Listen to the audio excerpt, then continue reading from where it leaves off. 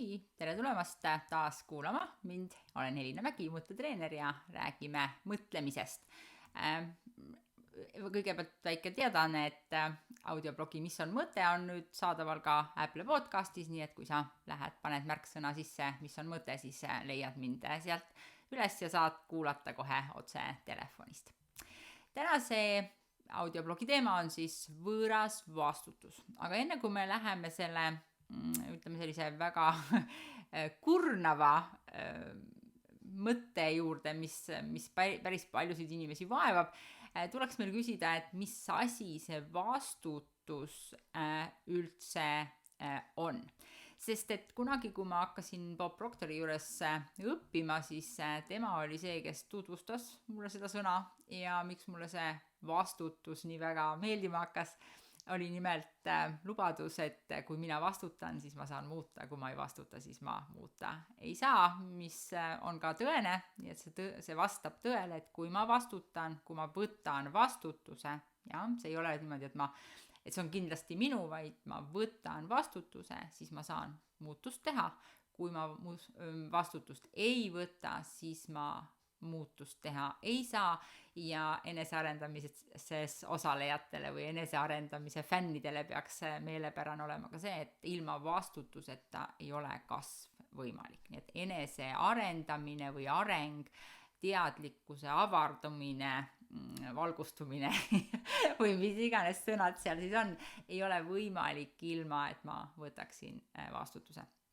Enne kui ma lähen sulle rääkima, mida mina vastutuse all silmas pean, ma mõtlesin, et ma uurin huvi pärast, mida EKI selle kohta ütleb ja ühesõnaga saan kritiseerida seda, mis EKIs kirjas on, aga ma ei väida, et see, mida ma sinuga räägin, on nüüd 100% kuldne tõde, vaid see on lihtsalt need järeldused, mida ma täna suudan teha ja oskan teha, olles siis mõelnud sellest teemast, mille nimi on vastutus.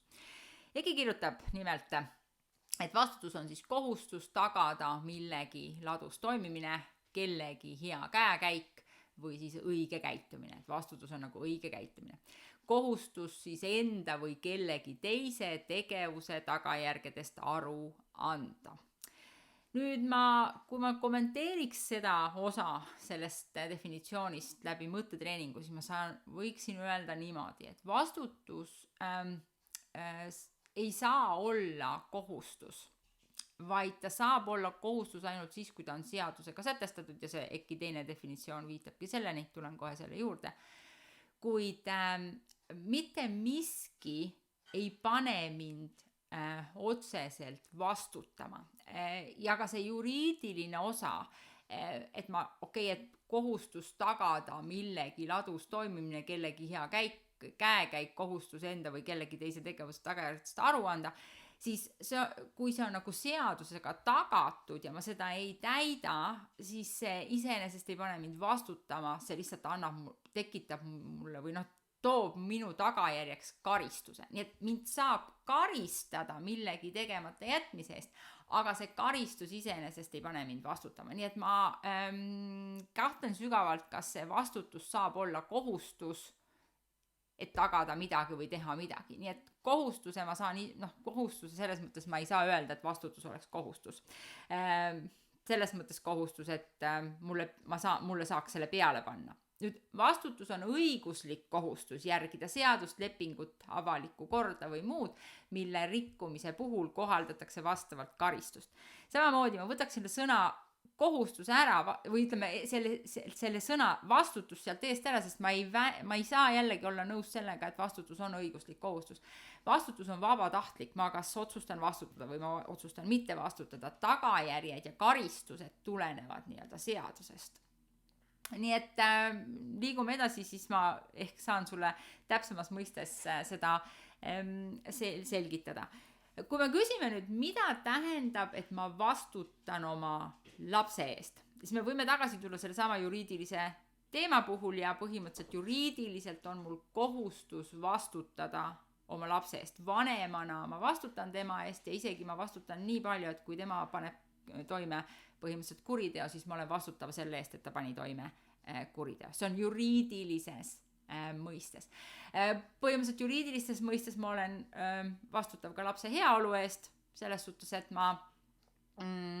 kuna ma olen lapse vanem, siis mul on seaduse järgi kohustus tema eest hoolt kanda, teda katta, teda toita, teda harida. Muide, kes ei tea, siis ma olen saanud kurja kirja selle eest, et ma ei ole pannud oma last kooli. Aga mitte, see oli alusetu süüdistus, sest et ma panin oma lapse kooli. Haridusamet lihtsalt oli ära kaotanud mu lapse. Nende arvepidamine oli juba, ütleme, 20 aastat, 15 aastat tagasi üsna pidune, nagu näha. Aga me nimelt kolisime siis Tallinnast Keilasse ja panin lapse Keila kooli ja siis sain postkasti kurja kirja, et kui ma last kooli ei pane, et siis mul on need ja need trahvid oodata. Nii et jah, seaduse järgi mul on teatud kohustused lapse vanemana, aga see ei tähenda seda, et ma vastutan. Et ma võtan vastutuse. Ma võin mitte vastutada, ma lihtsalt kohtan neid tagajärgi. Kui me räägime nüüd sellest samast esimesest definitsioonist, et kohustus tagada millegi ladus toimimine, siis mõttetreenerina ma ütlen, et ma ei saa kellegiga millegi ladusat toimumist tagada. Ma ei saa vastutada selle eest, et miski või mitte miski või keski toimiks ladusalt. Tulemus ei allu mu kontrolli alla, siis ma põhimõtteliselt selle eest vastutada ei saa, küll aga ma saan vastutada nende tegevuste või tegemata jätmiste eest, mida ma ise tegin või jätsin tegemata. Samamoodi kellegi hea käekäigu eest ma vastutada ei saa, sellepärast et esiteks sõna hea käekäik on väga ähmane, igaüks saab sellest erinevalt aru. Me peame siis kokku leppima, mis see sinu hea käekäik on, kui ma selle eest vastutama hakkan. Ma ei saa vastutama hakata isegi oma laste hea käekäigu eest, sellepärast et see on nende tulemus ja nende tulemus ei allu mu kontrolli alla. Millest ma saan vastutada, on õige käitumine. Ja, et kui me võtame selle definitsiooni, mis on EKI-lt pärit, siis see on ainuke osa, millega ma seal justkui nagu nõustuksin, et minu vastutada on siis see õige käitumine, et ma vastutan õige käitumisest, aga see õige käitumine jällegi, see on väga lai mõiste, sa mõistad, et mis on õige käitumine, et siis meil tuleb omakorda defineerida seda, aga see läheks nagu kõige lähedamalt oleks seotud sellega, mida mina vastutuse all mõistan. Nüüd vastutus jällegi kohustus enda või kellegi teise tegevuse tagajärgedest aru andma. Ma võin võtta endale kohustuse ja siis ma vastutan selle käitumise eest, et ma täidan seda kohustust. Aga iseenesest ma ei näe jällegi, mul on nagu raske mõista, et kuidas vastutus on kohustus enda või kellegi teise tegevuse tagajärgedest aru anda. Et kui ma olen võtnud selle andnud lubaduse, siis ma vastutan selle lubaduse täitmise eest, mis võib-olla põhimõtteliselt ongi see, et annan siis tagajärgedest aru või ei anna. Jah, et võtan vastutuse anda aru, võtan selle kohustuse ja nüüd teen selle tegevuse ja vastutan selle tegevuse eest või tegevuse tegemata jätmise eest. Nüüd, kui ma tulen oma enda definitsiooni juurde või kuidas mina siis vastutust defineerin, kuidas ma seda sulle õpetan mõttekoolis, siis see definitsioon võiks välja näha nii. Vastutus on oma tegevusest tuleneva tagajärje vastuvõtmine vastavalt moraalsetele tõekspidamistele. Võiks veel öelda ka, et oma tegevuse ja tegevusest tuleneva tagajärje vastuvõtmine, nii et see tegevus ise ka on see, mis siis moodustab või tekitab selle vastutuse. Nii et ma vastutan selle eest, mida ma teen ja millise tulemuse mu tegevus loob. Ja, see on see, mille eest ma vastutan ja ma panin siia lõppe selle vastavalt moraalsetele tõekspidamistele, sellepärast, et ühiskonnas näeme me üha rohkem ja rohkem, kuidas tegelikult inimestel puuduvad igasugused moraalsed tõekspidamised. Ma arvasin, ja ekslikult, et südametunnistus on igal inimesel olemas, südametunnistuse järgi inimesed tegutsevad, nad mõistavad, mis on õige ja vale ja nad ei tee tahtlikult halba. See oli minu esialgne arvamus inimestest kui inimrassist, sellisest looma soost esialgu. Tänapäeval ma olen pidanud seda natuke korrigeerima, sest et ma näen, et kõikidel inimestel südametunnistus ei toimi, kõik inimesed võib-olla ei mõista õige ja vale, hea ja kurja olemust, või vähemasti mulle tundub, et nad ei mõista. Nii et seetõttu ma pidin panema selle vastutuse definitsiooni ka vastavalt moraalsetele tõekspidamistele, sest et nagu ma ütlesin, vastutuse võtmine on iseenesest vabatahtlik. Tulen siia, ütlen sulle ära paar asja veel enne, kui ma lähen edasi, mis aitab sul seda mõista, et kuidas see vabatahtlik on. Et me vastutame oma tegevuse eest alati. Ja me vastutame vastavalt loomisprotsessile või kes on usklik, siis me ütleme, et Jumala ees. Aga loomisprotsess on selline protsess, mis saab alguse mõttest ja päädib tulemusega. Loomisprotsess on protsess, mis toob mittemateriaalseid ideid füüsilisse maailma. Ja vot selles protsessis me vastutusest ei pääse, sest et alati ükskõik mis tegevust me teeme, sellel tegevusel on tagajärg ja me vastutame selle eest nii või teisiti, kas me tahame või mitte. Nii et kui me räägime sellest, et me vastutame tegevuse eest alati, siis me räägime selles kontekstis, loomisprotsessi kontekstis. Nüüd tegevuse all ma pean silmas ka mõttetegevust, ehk et kui me räägime nendest mõtetest, mis mu peas on, siis need mõtted on loovad ja kui me räägime loomisprotsessi kontekstis, siis see mõte, mida ma mõtlen, see saab võimaluse väljendada ennast füüsilises maailmas ja ma vastutan selle eest, et ma olen seda mõtet mõelnud ning seda tulemust nüüd looma hakanud.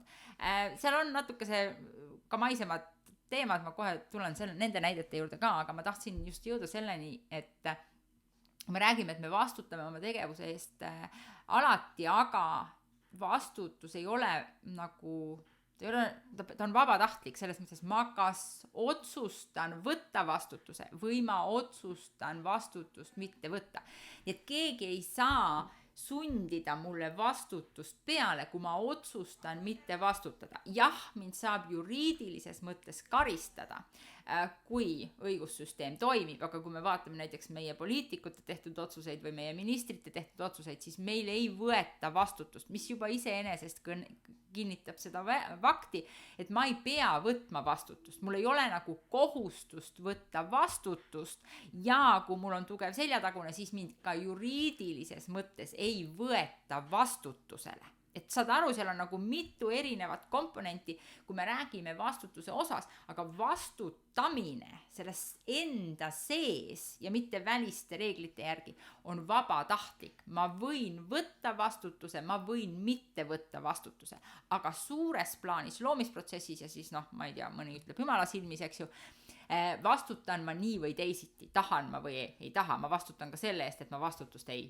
võta ja kohe räägin sellest ka täpsemalt, aga ma vabandan, et ma võib-olla ajan su pea segamini, aga ma lihtsalt tahaksin, et sa mõtiskeleksid natuke selle üle, et mis see vastutus siis konkreetselt on ja kuidas ta väljendub, et sa hakkaksid selle üle mõtisklema, sest me kuuleme küll meediast näiteks, et inimesed ei vastuta ja minister ei võta vastutus või vastupidi, peaminister võttis vastutuse ja astus tagasi.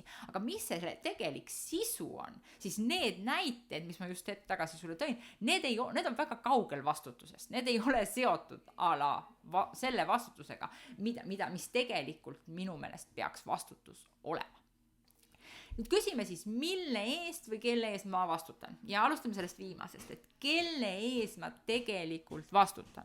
Esimene vastus on kindlasti see, et ma vastutan Jumala ees, eks ju, või siis universumi reeglite ees või kui mul on selline kõrgem, eks ole, kõrgem usk kellessegi, siis ma põhimõtteliselt vastutan tema ees, aga mulle endale meeldib, kuna ma selline nagu, ütleme, süvausklik ei ole või kristlik ei ole, mul ei ole olnud õnne Jumalaga kohtuda, siis mina armastan öelda, et kelle ees ma vastutan alati enda ees.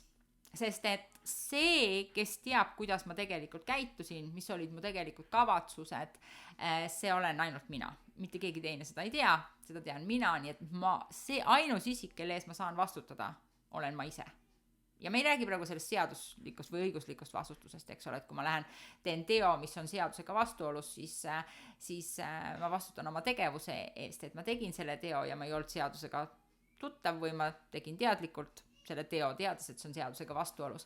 Et juriidilises osas mind saab siis karistada, eks ju, aga nüüd vastutuse ma võtan sisemiselt. See on mina tunnistan endale, et ma tegin sellise teo, mis oli seaduse vastane. Et tegelikult, kelle ees ma vastutan, siis ma vastutan iseenesest ainult enda ees. Me küll räägime sõnapruugis, et ma vastutan oma laste eest ja ma vastutan oma mehe eest ja ma vastutan oma ma ei tea, vanemate ees ja nii edasi, aga tegelikult ma vastutan minu arvates ainult iseenda ees, sest sellel on ainult sisulist jumet, jah. Sest nagu sisuliselt on see ainult nagu mõistetav. Ja räägime kohe, mille eest ma vastutan, siis sa saad sellest ka aru, miks see enda ees vastutamine on minu meelest ainuke arusaadav idee selles vastutuse maailmas. Ja kui me räägime enda ees vastutamisest, siis põhimõtteliselt ma vastutan enda ees, sest ma olen inimene, kes vastutab. Ma vastutan enda ees, see tähendab seda, et ma ei poe peitu, kui ma midagi tegin, mis lõi mingisuguse tagajärje, millel on nii-öelda omakorda tulemused. Ma vastutan oma tegevuste eest, kui keegi tuleb, ütleb mulle, et kuule, et sa tegid seda tegevust, siis ma võtan selle omaks, jah, ma tegin seda tegevust ja kui ma seda ei teinud, siis ma loomulikult ütlen, et ma ei teinud seda tegevust, aga ma ei poe peitu, ma ei salga maha, ma ei valeta, ma ei vassi, ma ei eita, vaid ma tunnistan, kui ma tegin vea, siis ma tunnistan vigu, ma ei peida neid vigu ja vot see tähendab, et ma vastutan. Ja ma vastutan eelkõige iseenda ees ja iseenda eest vastutades kandub see vastutus välja. Nüüd, mille eest ma siis vastutan? Ja see küsimus on hästi lihtne. Vaatad loomisprotsessi, vaatad Stickmani mudelit ja sa tead, mille eest sa vastutad. On ainult 4 asja põhimõtteliselt, mille eest sa saad vastutada ja sa saad vastutada oma mõtete eest, sest et mõtted on su valik. Ja, sa saad vastutada oma tunnete eest ja sa niikuinii vastutad, see on mitte, et sa ainult saad, aga sa vastutad niikuinii oma tunnete eest. Sa võid mitte vastutust võtta, jah, öelda, et keegi teine solvas sind, aga see tähendab seda, et sa ei saa midagi muuta, jah. Sa ei saa oma pettumuse tunnet muuta, kui sa ütled, et keegi teine lõi sulle tunde ja seetõttu otsustad mitte vastutada.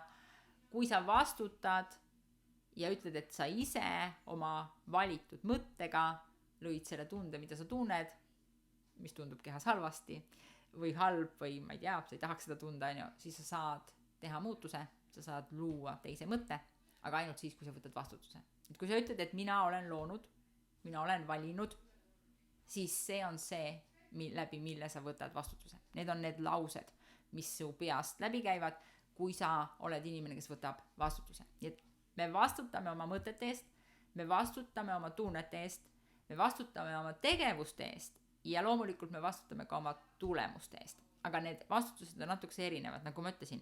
Ma vastutan oma mõtete eest, sest et mõtete puhul on mul valik, mida mõelda. See allub mu kontrolli alla. Ja nüüd ma vastutan oma tunnete eest, sest et ma loon need tunded ise.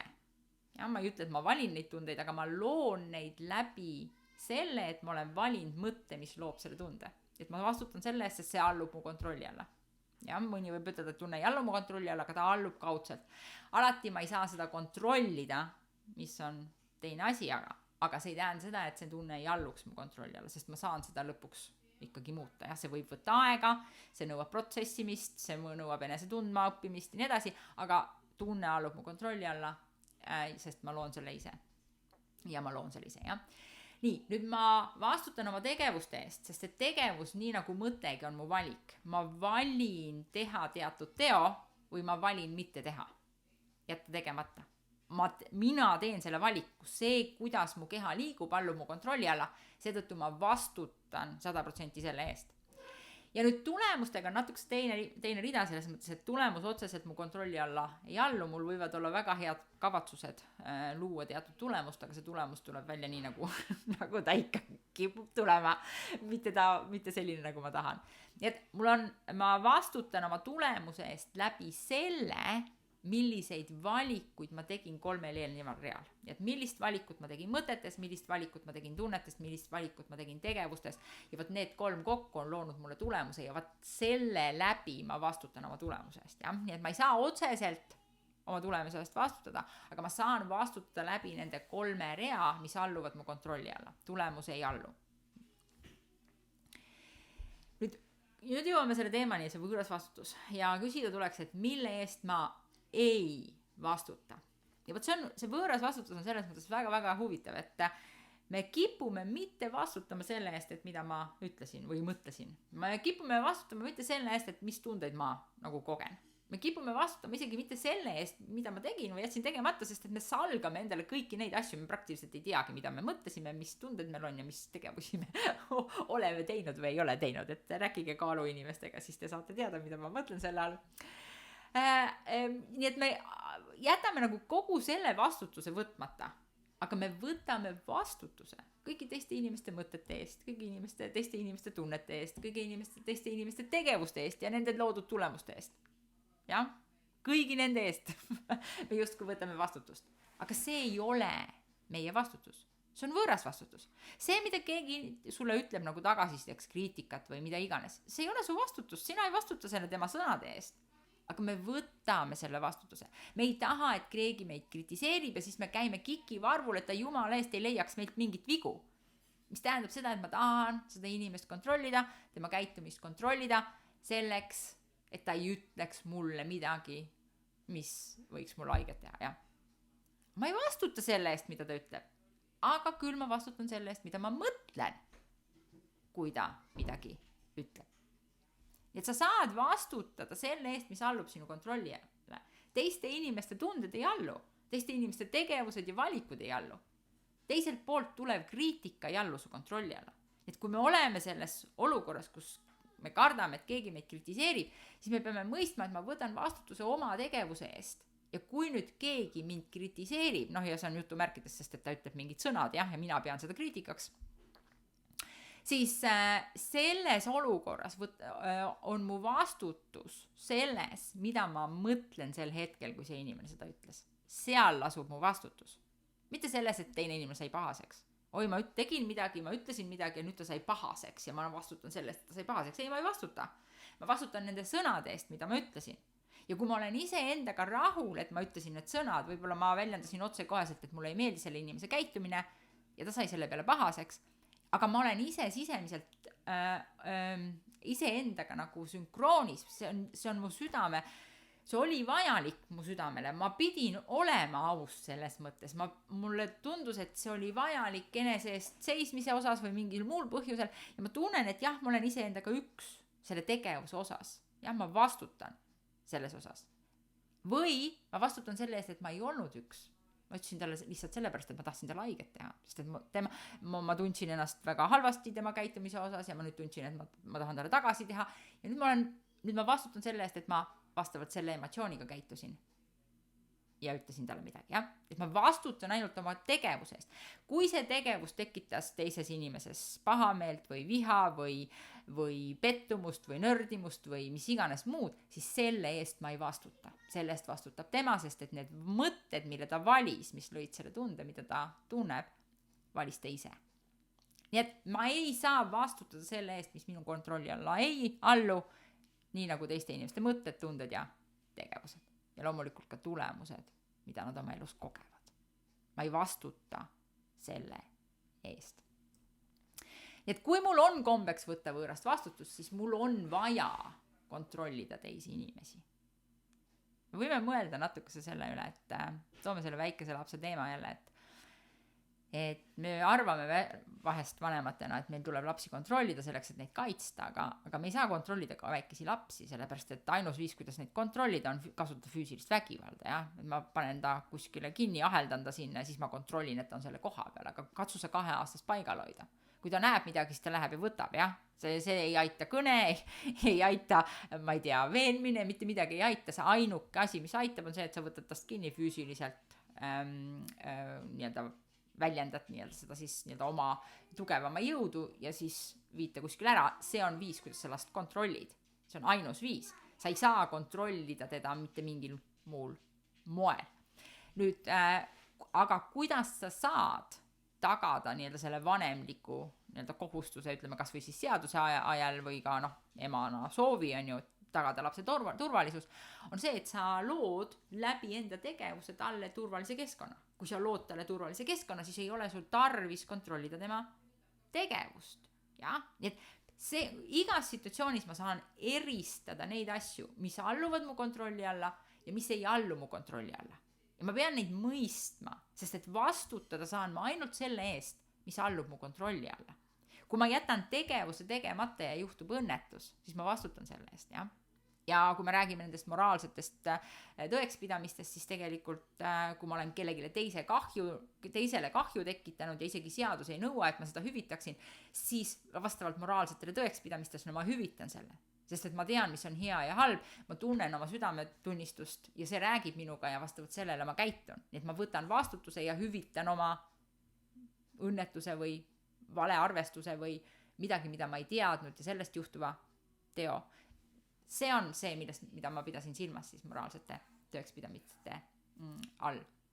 Nii et saad kontrollida ainult iseennast ja ära võtta vastutust teiste eest, sest et kui sa hakkad seda tegema, siis sa üritad kontrollida neid ja nemad on tegelikult kontrollimatud. Kui me jätame lapsed välja, sest seal on, eks ole, need väikesed erinevused, mõned väikesed erinevused, nad on väikesed inimesed, jah. Aga see ei tähenda seda, et me neid kontrollida saame ja nende eest mõelda saame ja nende eest tundeid tunda saame. Aga kui me jätame lapsed välja ja räägime täiskasvanutest, siis täiskasvanused võivad olla sellised, nagu nad tahavad, nad võivad mõelda, mida nad iganes tahavad, nad võivad teha, mida nad iganes tahavad. Ja isegi kui ma ei kiida neid otsuseid heaks, siis mina neid otsuseid teiste inimeste puhul ei kontrolli. Kui sa õpid selle ära, kui sa õpid võtma vastutuse ainult oma selle 4 komponendi eest, eelkõige 3 tegelikult siis ja läbi selle nagu 4. tulemuste osa siis lihtsalt aksepteerid, siis su elu läheb väga kergeks. Ma räägin alati oma coachingus olijatele, et ilma asjata tassime seljas kivikotti. Ja need kivikotid koosnevad mõtetes, et ma muretsen selle inimese pärast ja ma olen mures, et ta tunneb ennast halvasti, kui ma talle pean seda rääkima või ma muretsen selle inimese käitumise pärast ja ma tahaks seda, et tal oleks kergem või ma muretsen tema haiguse pärast ja ma tahaks, et tal oleks kergem. Me muretseme pidevalt teiste inimeste asjade eest. Mis ei tähenda seda, et me ei peaks olema hoolivad ja kaastundlikud nende osas. Aga kui me võtame selle vastutuse koormise iseenda õlgadele, siis on see sama, nagu me tassiksime pidevalt kaasas kivikotte. Meie teadvus on täis igasuguseid lugusid selle kohta, mida me peaksime ütlema, mida oleks pidanud ütlema, mida me oleks pidanud tegema või mida me võiksime tegema või kui me teeme selle, siis mis siis juhtub, on ju. See on nagu hull müra, mis meiega iga päev kaasas on, kui me võtame võõra vastutuse. Ja tihtipeale kaasneb sellega või ütleme, sellega kaasnebki see, et me ei vastuta selle eest, mis allub meie kontrolli all. Meie enda mõtted, meie enda tunded ja meie enda tegevused. Nii et kui sa oled valmis ära andma võõra vastutuse ja võtma selle vastutuse endale, mis kuulub sulle, siis sa vabastad oma elu igasugustest kivikotikestest, mida sa siiani oled seljas kandnud ja sa näed, kui kerge on elada. Nii et ma soovitan sul praktiseerida, panna esmalt tähele, mis on sinu vastutus, mis allub su kontrolli alla ja mis mitte. Ja kui sa õpid nendest seda vahet tegema, siis sa mõistad ka, mille eest sa saad vastutada ja mille eest sa vastutada ei saa. Nii et aitäh taas, et kuulasid audioblogi, mis on mõte kuulmiseni.